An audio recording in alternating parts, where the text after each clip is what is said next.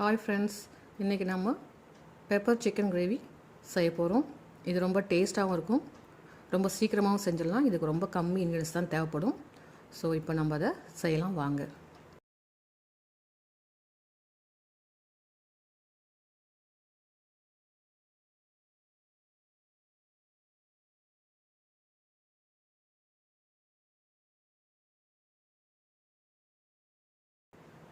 ஒரு வானல் வச்சுக்கலாம்.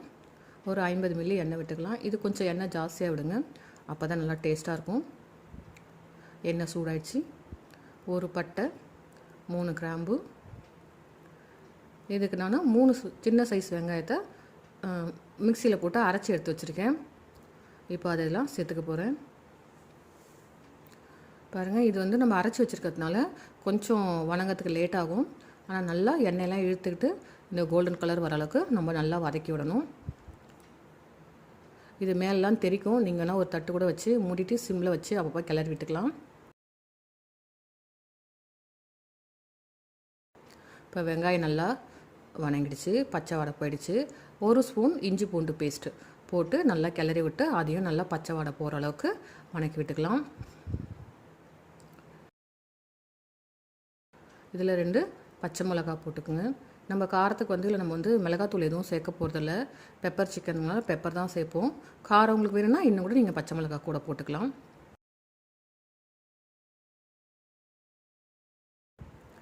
இதெல்லாம் போட்டு நல்லா வணக்கி விட்டுட்டு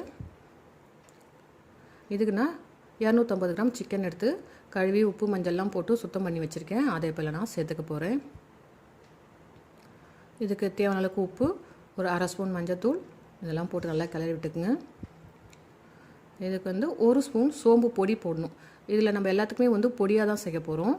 அதனால் 1 ஸ்பூன் சோம்பு பொடி, 1 ஸ்பூன் சீரக பொடி, 2 ஸ்பூன் மிளகு பொடி, இதெல்லாம் ஒன்றா போட்டு நல்லா கிளறி விட்டுடுங்க.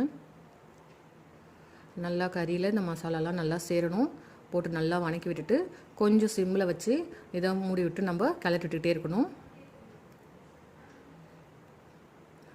இதுவும் நல்லா இப்போது எண்ணெய் பிரிஞ்சு வரணும்.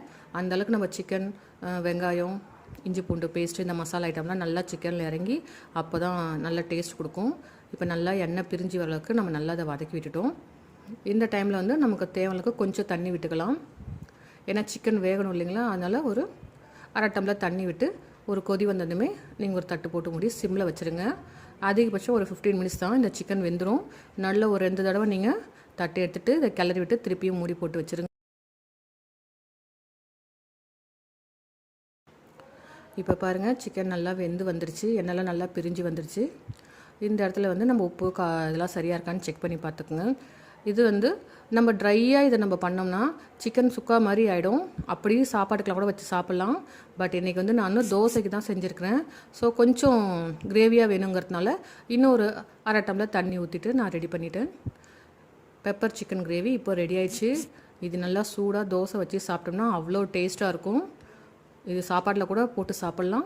உங்களுக்கு வேணால் நல்லா டீப் ஃப்ரை பண்ணிங்கன்னா அப்படியே சுருண்டுக்கிட்டு தனித்தனி பீஸாக வந்துடும்.